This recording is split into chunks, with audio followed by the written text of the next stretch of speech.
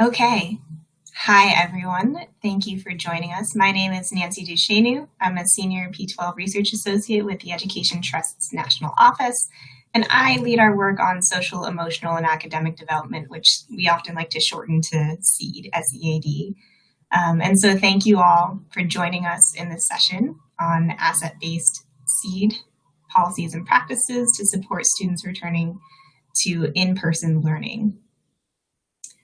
We have a really great panel lined up today for discussion, which is going to take up most of the session. But I'd like to just do a little bit of framing at the beginning. So I'm actually going to start with a poll, which you should see come up now. And I'm just trying to see what the news you've seen over the past year has said about students. This is multiple answers, so pick all of the things that you've seen the news say about kids.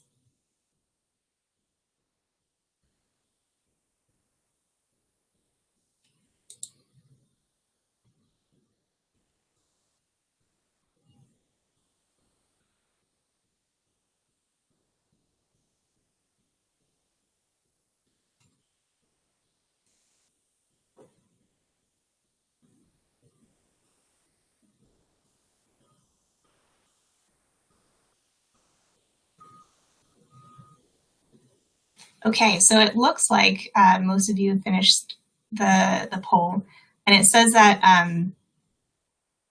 most of you have seen things around the news saying that students have been traumatized and students' social emotional development has been harmed. Those are the two big ones, but you've also seen a couple of things in the news, less of you anyway have seen a couple of things in the news that are a little bit more strength-based, saying that the news has recognized that students have been assets to their families and communities, students who've learned new social and emotional and academic skills. And so I'd like to take this moment to note that when we talk about asset-based lenses, we don't necessarily mean ignoring that students have been through struggles and that harm has occurred, but also taking a focus on recognizing that students have built a lot of strengths over the past year, and it's really important that we center that and foster those things. And so let me get back to my presentation.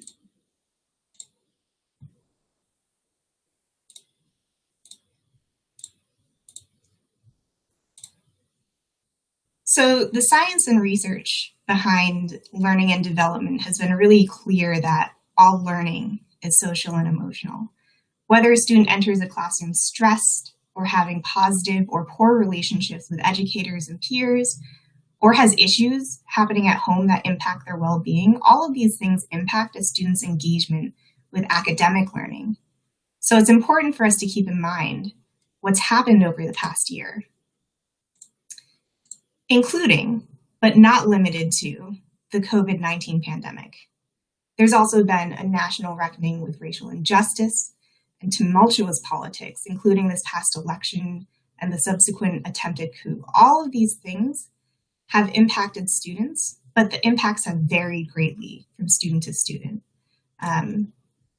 From not being able to socialize in person, not receiving the social, emotional, academic, nutrition, extracurricular, health supports that schools have been tasked with providing, or even experiencing death or illness of loved ones. But it's also important to recognize that not all students have been impacted the same way.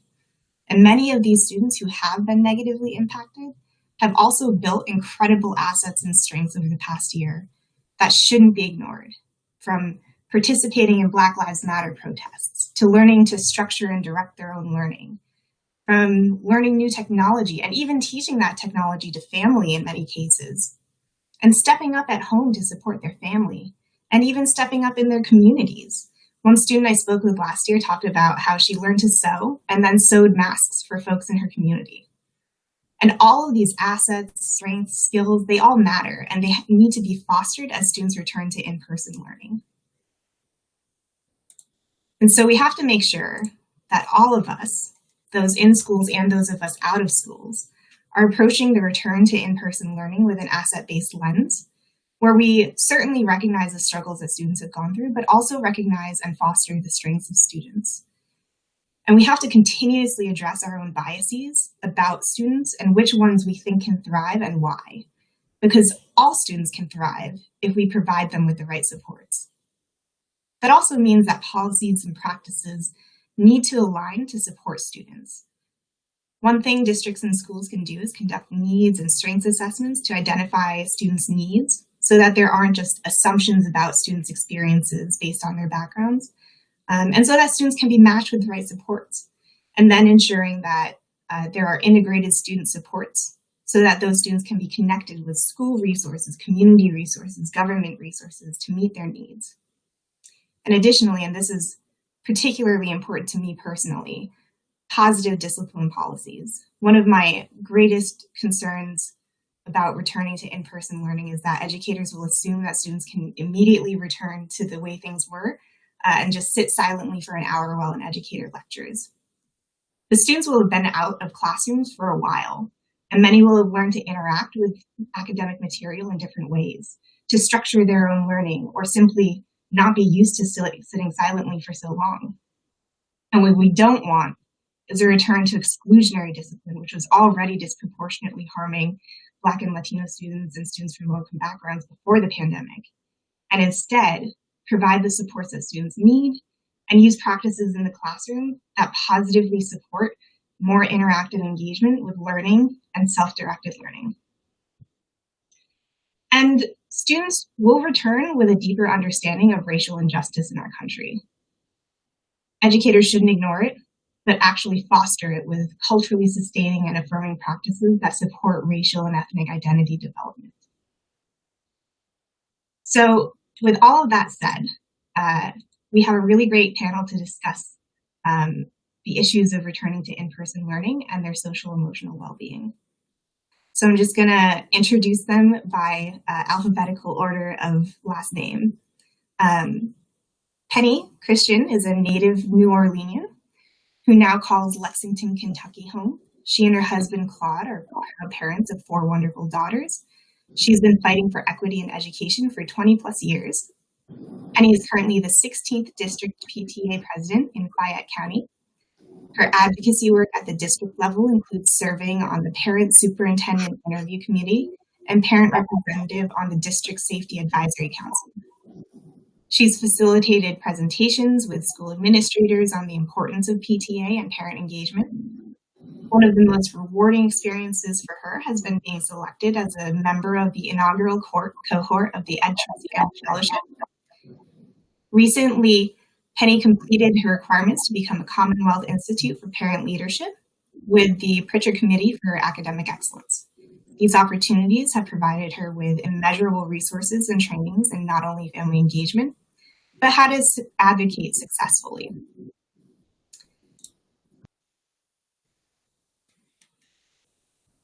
Okay, and then we have Kez Eccles. His name is Kenyon A. Eccles, but everyone just calls him Kez. He's a 15-year-old high school freshman at MLK, Martin Luther King Jr. in Nashville, Tennessee. And he's an Empower Ed student leader with the Education Trust in Tennessee. He loves to cook, and it's one of his favorite pastimes, and he loves to wear hoodies no matter the weather, which I can definitely relate to because I am very much a hoodie girl. Mike Lamb is senior advisor at When We All Vote and was formerly the executive director at Turnaround for Children, where he led the organization's district network and school partnerships, as well as all development and stakeholder engagement efforts in Washington, D.C. He's trained district network and school leaders, teachers, and social workers, and provided professional development presentations and workshops to educators nationally. As a known expert in trauma-informed care, Mike's work is aimed at changing the odds for students in DC and across the country. And Mike graduated from Duke University with a BA in Public Policy Studies and a minor in African and African American Studies, while earning his teaching certificate.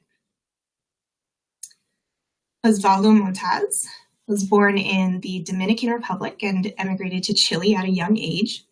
He was always intrigued why the two countries' environments were so different and what factors led to their differences. And at a young age, his grandfather encouraged his curiosity of the natural world.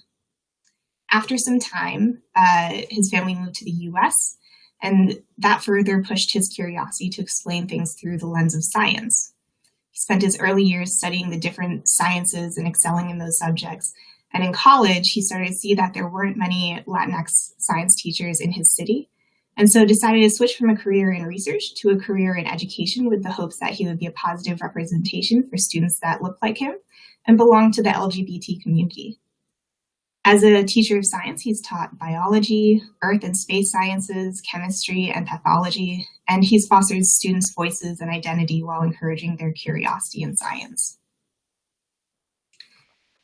And Dr. Maurice Swinney is Chicago Public Schools' first chief equity officer and is responsible for moving the district closer to achieving educational equity, which is a moral imperative for CPS, Chicago Public Schools.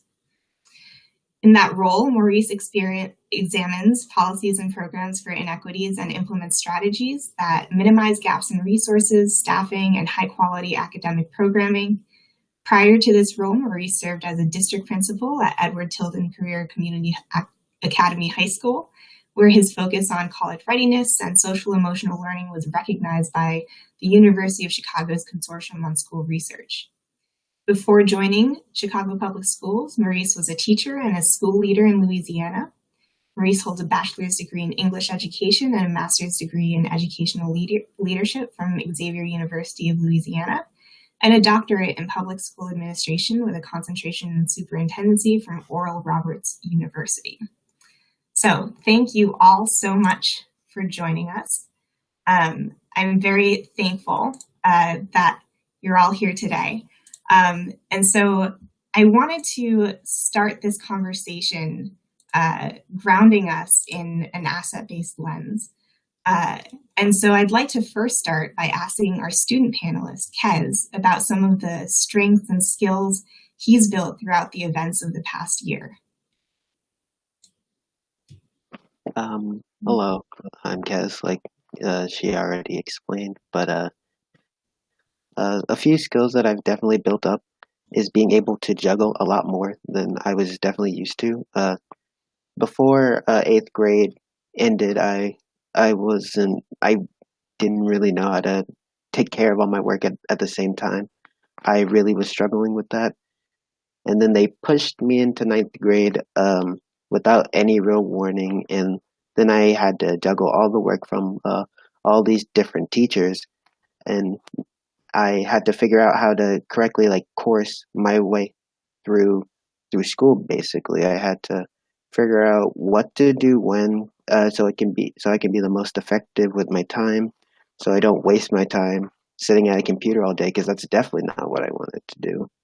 So I had to figure out how to see which class I had to do first, gauge how much work would have to be put in, see how much time would have to be put in, and then eventually do those things and get them done faster and easier. And throughout the course of the school year, my ninth grade, I've definitely gotten a bit better at that. I still struggle at times because of my overall laziness at points, but I usually try to keep myself on track by reminding me of the impending doom of my due work that I have to do. So, yeah. Thank you so much, Kez. It sounds like you've learned a lot of time management and a lot of skills that are really important to becoming an independent learner, which is fantastic. And as we think about what people are saying as returning to normal, the thing is that we know that normal wasn't good enough to begin with.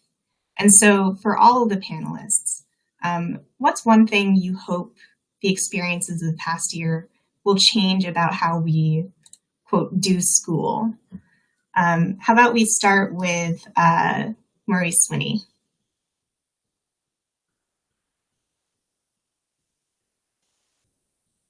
I think you're still on mute.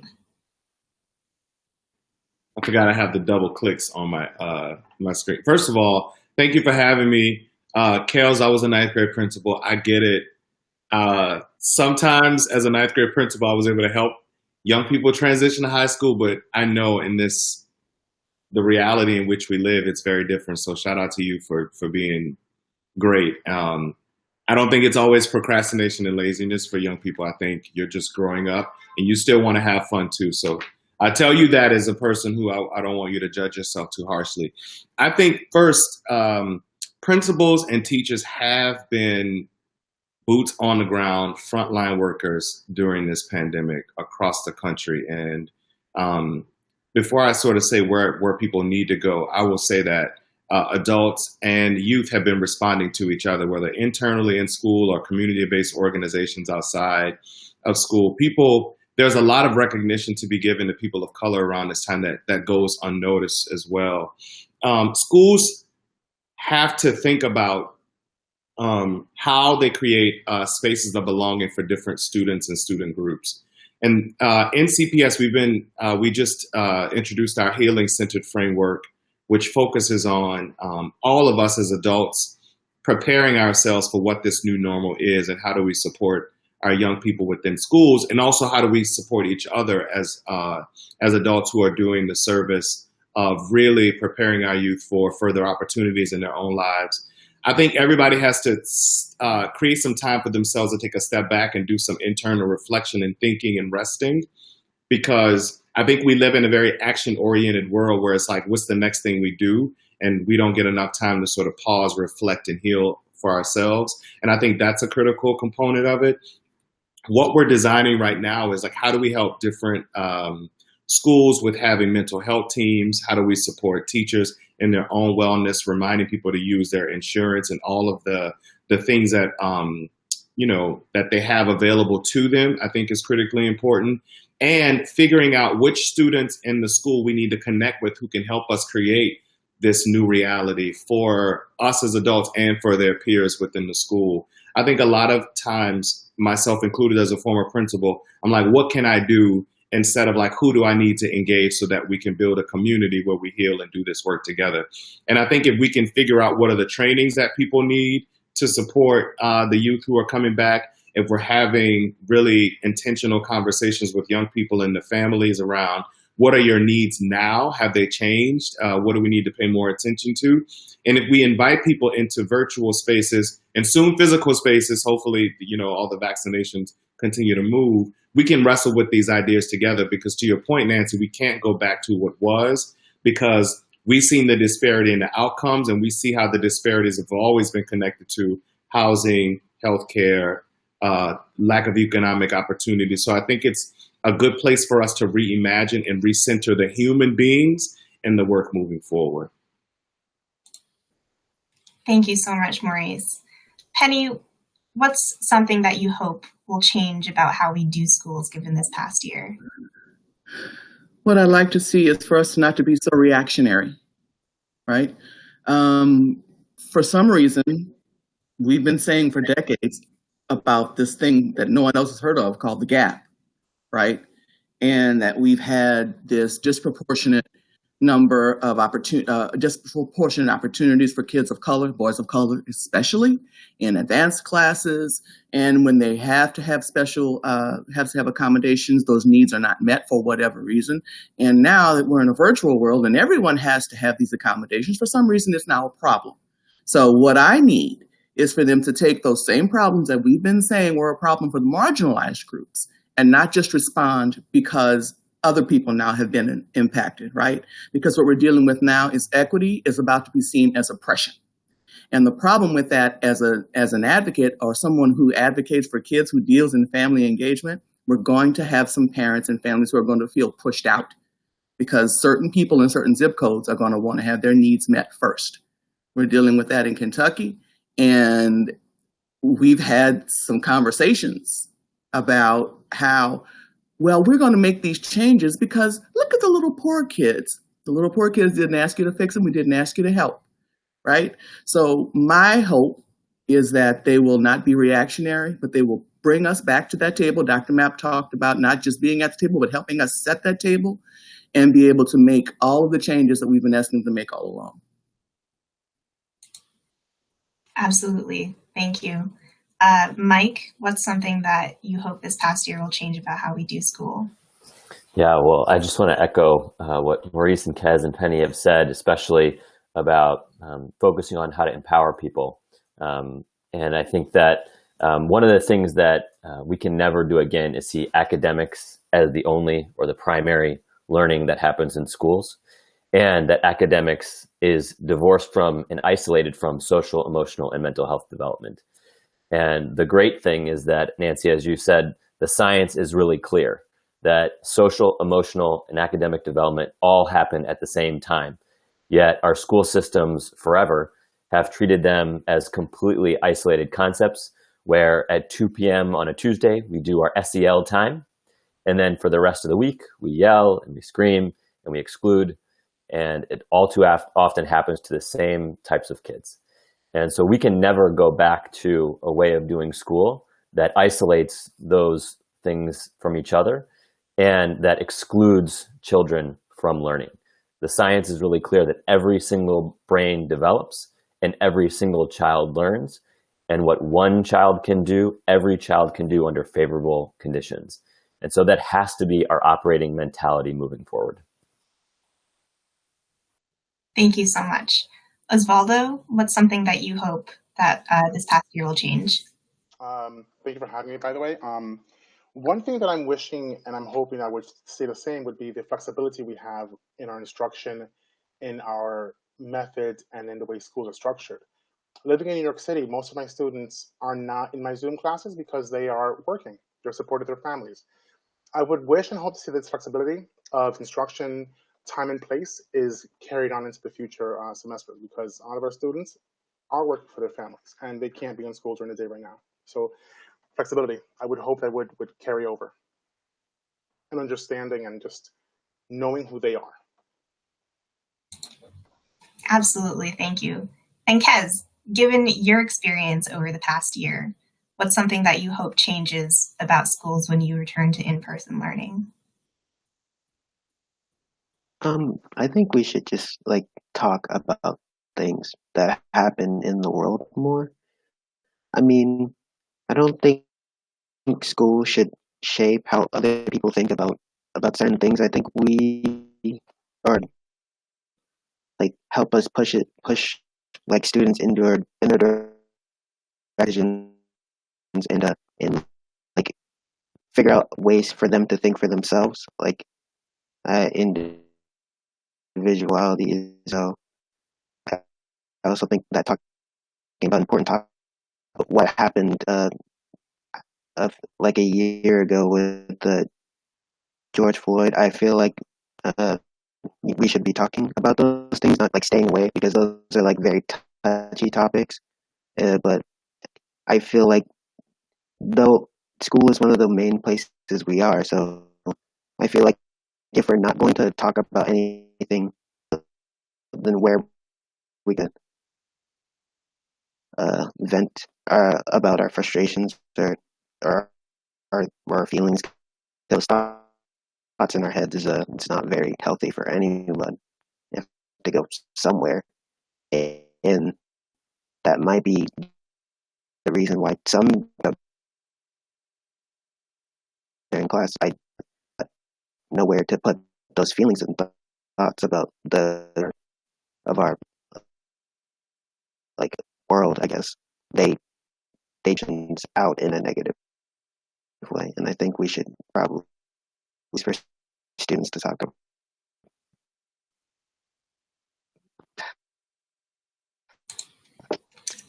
Thank you so much, Kez. Such insightful responses from all of you. I really appreciate all of it. And it seems like a lot of these answers have to do with structural changes within the school, or policy or practice. And so I'm wondering, Maurice and Mike, as folks who have worked at the district level or have helped districts change things, what are some of the specific structural policy or practice changes you think that schools and districts need to think about making it in order to ensure that our return to in-person learning is equity-centered and supportive of the social and emotional needs of students? Let's start with Mike. Great. I'm glad I don't have to go after Maurice after his intro. I think there's a number of things that systems can do. And I think the first thing for systems leaders to think about is to have a real good sense of their own assets and actually to take a real positive oriented view of what systems can do. Systems are obviously getting beaten up right now for a good reason in many cases about the inequities that exist in those systems. But systems can also do an incredible job at identifying and supporting the students and families and educators who need the most support. And so systems can do something powerful in this way. And I think one of the first things that systems can do is to examine their current beliefs as a system, as an organism itself. Does our system live out a value of equity? Does our system live out a value of inclusion? Does our system live out a value that it's not just academics that is the sole focus of school? And I think many systems are coming around to having strategic plans that say all those things. And they have brochures that they pass around at family engagement nights or now send as PDFs for online webinars. But how is that being lived? And is a teacher in a school, a student in a school, feeling like our whole system is oriented towards this way? Or is it only happening when a great teacher like Osvaldo is being flexible with his students to meet their needs? So is the whole system oriented in that way? And that's everything from how our budget is being made. What are our data systems and what data are we collecting? And as a result of that data being collected, do we orient people towards gaps and deficits? Do we have any mechanisms to know the strengths and assets that our students have? If you were to ask someone, how are our students doing? Would you know a bunch of the challenges and problems that they're going through? Or would you also know the strengths and resources and skills that they also carry that we can build off of and lift up? And I think those kinds of structural things have a huge impact on everybody. And Nancy, you mentioned earlier about exclusionary discipline. I'm also very concerned about school reopening and reentry and whether teachers feel like our system is pushing a mentality that we have to tamp down and make sure that at the beginning we nip things in the bud and get control so that we can get back to learning. So I think there's all sorts of framing and mentality that systems impart on all of the adults within that system that then they respond in kind because they're trying to operate within the framework and the values that the system is living. And so those first few days and weeks, are we focusing on experiences that build bonds, that build connection, as Kez said, that are talking about the real world experiences that children are having right now, that students are having right now? Or are we trying to say, put your backpack of experiences at the schoolhouse door, put on your school version of yourself again, and ignore all of the real world that you have experienced over the last year and last many years, and for many communities over the last 400 plus years. And so I think this is something that the system can really have a huge influence in. And I know systems leaders like Maurice and others are saying it out loud so that everybody in the system knows that this is not just okay to spend a little bit of time on, but it's the expectation that this is now the way we do school. Yeah, that's such a big question. I must admit, time flies. I've been in public education now 20 years. And really, I recognize that in Chicago public schools, I'm situated differently. So my answer I'll try to respond two ways. Number one, I have a Black female superintendent who came through the system from a student, principal, and as the leader who, when she became the CEO, she said equity work is everybody's work in December 2017. And then we created a 5-year vision and an equity framework. So I think the course for us in Chicago public schools was set. And I think what COVID did for us nationally, and it pushed us all on, so what do we deeply, deeply value? Who is most impacted or who is farthest from opportunity as we look at those values? And what is our core responsibility to those specific student groups and families that we will drive resource, economic opportunity, and investment behind them? And not just investment, because investment is a word I'm actually trying to disrupt myself from saying, that they are getting what they should have gotten for a very long time.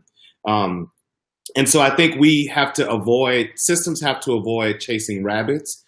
Penny gave a description about like certain people always getting, and how do we make sure that we're not focused on the loudest voice, but focused on the most unheard voices, and how do we find and interact and talk with them. And I think that is a challenge for districts, even in a pandemic. I must admit, is having a lot of Zoom conversations has been great in community engagement within the district, but there are still some people who we haven't heard from. And to David's point, I hope that's right, David. I hope I said David.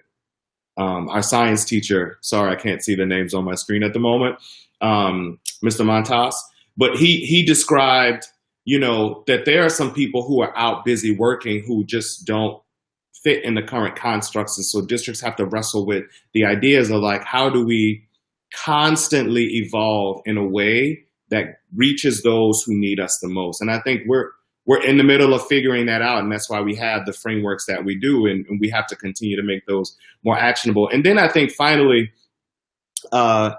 we have to be okay with being yelled at as systems leaders. And let me tell you, as a former principal who had an under-resourced school, who I was doing my best work, when I became chief equity officer, there was no more of leaning on that, right? It was more of like, you represent the system. And sometimes for people who are doing justice work on the inside of systems, it can be hard to take in, to be yelled at and be pushed. And when you're sort of saying, I'm doing the right thing, I'm really trying to do the right thing, I think we have to open ourselves up to receive that and still go back to communities who have been most impacted, because we're looking at years, 30, 40, 50, 100 years and 400 years of institutional harm and neglect. And we can't just expect people to come to us and be happy that we're doing the things we're doing now. We have to open ourselves up to that.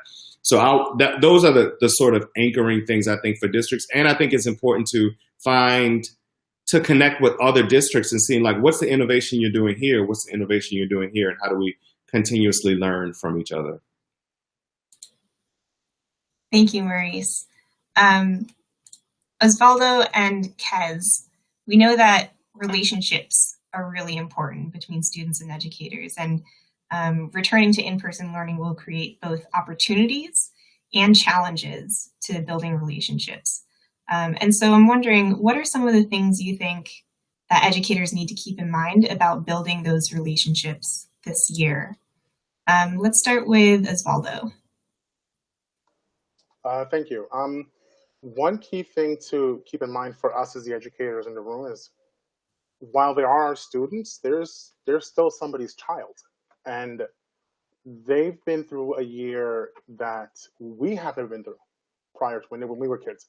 So I think keeping in mind that they are traumatized, that they are going to need a lot more emotional support, a lot more emotional understanding, sympathy, empathy, to know that we're going to do it together. We're going to get to know each other. This won't be the same as it was last year or the year before that. There's going to be a new opportunity to get to know each other in a very different scope.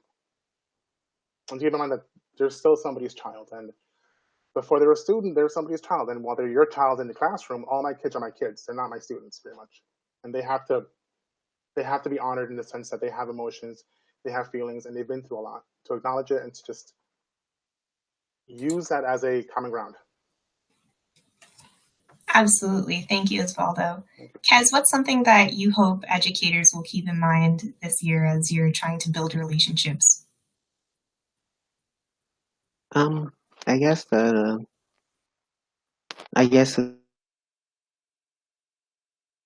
this would be for like all teachers, and also like we all need to keep in that we're all human. It's the perspective for sometimes teachers that give you work and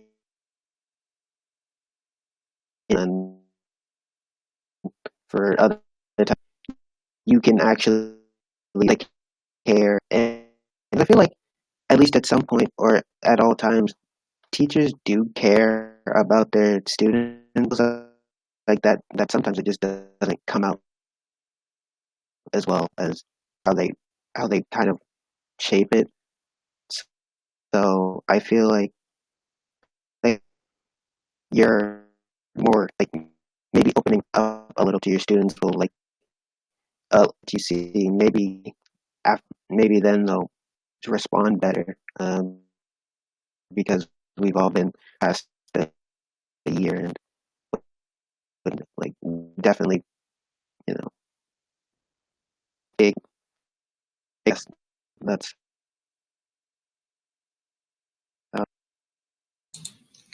Thank you, Kez. So, Penny, as such a leader in advocacy, what advice would you give to other advocates in this space to ensure that schools and districts are equity focused and keeping the social and emotional needs of students in mind this coming year? It's interesting because last summer, when everything was happening, and it wasn't just about the pandemic, right? Ed Trust did a series on It Takes a Village, and it talked about the dual pandemics. The dual pandemics being racial injustice and the pandemic itself and COVID-19. And I got to a point where I stopped watching the news and things I hit a wall. And I wrote a piece. It was for social media, but it ended up making its rounds. And when we talk about advocacy, one thing I did was I made this list of demands. It started off at the beginning of the piece as requests. I literally changed the wording to demands. As a Black parent first, and then as an advocate who spoke for all 44,000 plus babies in Fayette County Public Schools. And one of the things I asked for was for teachers to not weaponize resource officers. What does that mean? It means I got 4 girls. I don't have a brown boy, but I got brown boys, right? And you've been home for a year. You are assuming that they've been outside playing basketball, hanging with their friends. In essence, what they've been doing, the reality is they've been hearing about George Floyd, Ahmaud Arbery, Breonna, and all of this stuff is processing. So when they go back to school, you may see a chip, but what you're seeing is these babies trying to process whether or not their father is going to come home, whether or not they're going to get stopped for walking down the street. So what I'm asking, and you talked about bias at the beginning when you were framing. I will tell you that everyone has biases, right? I have a bias. One of my biggest biases is, I'll put it out there, is young 22-year-old blonde-haired, blue-eyed white girls going to teach in an inner city school ready to change those kids and fix them, right? But not knowing how to relate to them because there's no level of empathy, there's no frame of reference for how to respond. So when that kid won't sit down, when that kid is I can't get him to sit down, he keeps walking around the room, and why does he have his feet on the desk? You call resource officer. Is that a criminal offense? So what I would ask, and I've done trainings and I've told advocates and I've told teachers and I've told principals, you've got to earn these babies' trust. You've got to respect them and you've got to meet them where they are. If you do not understand the dual trauma that they are dealing with, you're going to have a problem with them they don't really care about sitting in that chair for 50 minutes, right? So I need that to happen. And another thing, when I wrote that, I was angry. I stopped watching the news and then Breonna was big. Everything, and I'm in Kentucky, right? I'm right up the road from Louisville and everything was happening with Breonna Taylor. But there were so many kids who were in the street. And when I say in the street, I don't mean hanging out in the streets. I mean, they were converging, trying to find someone who could understand what they were going through. Empathy goes a long way. And empathy is at the core of advocacy, right? It is absolutely at the core of advocacy. I cannot fight for you if I don't understand what you're going through. I don't have to live your experience, but I should be able to, be you a kid with special needs, be you a kid of color, a refugee, whatever the situation is. As an advocate, I need to be able to meet you where you are, hear you, and respond accordingly. And Maurice, I'm going to jump in. Maurice, my husband and I went to Xavier. Building relationships. See? As soon as I heard New Orleans, I have so many questions like what part of town, restaurants, all of that. So I see you, I hear you. all those little things make me smile. Fantastic. Thank you. Thank you so much. I want to leave just a couple of minutes, the few minutes that we have left for questions from our audience. I did see one in the chat about what state or local policies in particular you think that we should be advocating for. Anyone can jump in and answer if you'd like. If the audience has other questions you want us to try to address really quickly, you can drop it in the Q&A. I think I'm always happy because I always want to talk about the money. And I say, local, state, and federal dollars, philanthropic dollars is owed to Black and brown communities. And I think the funding is not only about what comes to the district, but what also goes to community-based organizations who have been committed to supporting people in their neighborhoods. I think we have to do sustainable supports for all of those organizations who are doing that work. I will say I appreciate the CARES dollars that are forthcoming. I think that has to be sustained beyond the time of CARES dollars. We have to, as I hear about President Biden bringing troops home, I'm like, take that money and put it back into the education system, into the mental health supports for the nation as we continue to heal. And I think as a district, we're looking at our performance policies. We're looking at enrollment policies, anything that was dependent on the previous structures. Once it was disrupted, it's already disrupted. So it's time for us to keep thinking through that. And we just did a public release this morning about sort of suspending some enrollment criteria and multiple things. So there's still more work to do. And I think it's important to also pay attention to what are people who are not in the system asking the system to do, and making sense of that and doing something with it. And quickly, because I know we're running short on time, all levels of advocacy matter. So you can be at the school level, you can be, in your state capital, you can be in DC. But the policies that you need to shoot for, the policies that you really want to fight for, should not, one, apply just to your kid. Look at the bigger picture. So if you're advocating at the school level, talk to your principal and find out, is this curriculum equitable, right? Look at the numbers, pick out that data and say, are our boys of color, our kids of color, are they being identified as gifted, right? So that can be at the school level. At the school board level, hold them accountable in terms of your budget and what's funded and what's not funded. Because they're going to attempt, across the country, the attempt is going to be to figure out what's not that important, because the pandemic has caused us to have to really tighten those straps up a little bit, right? Not necessarily. And those ESSER funds can help you not have to do that. It can bridge that gap. So if you're looking for something to fight for, look at your local level and look at your school board level, because that's where the rubber meets the road. Go ahead. So for me, one of the things that I want to see in policy that should be worked on and should be reformed is assessment. I mean, for New York City, we have a lot of students that are coming in out of the country as refugees or SIFE students. The fact that they would take a NYSA exam to measure their ability in literacy and language by a subject they've never even thought of before. So why would a student from the Middle East know about an ocean fish? These kind of questions we have to think about. How is it equitable for them? How can they be measured on that? And on top of that, we needed standardized tests a year ago. We didn't need them last year, but now we need them for some reason. To think about what exactly is being measured. Again, my kids from the Bronx would not have the same scope of understanding as a kid from Scarsdale or a student from Binghamton. It has to be equitable and it has to be reached across all of the regions. And if not, then we should not have something so broad, at least to my understanding.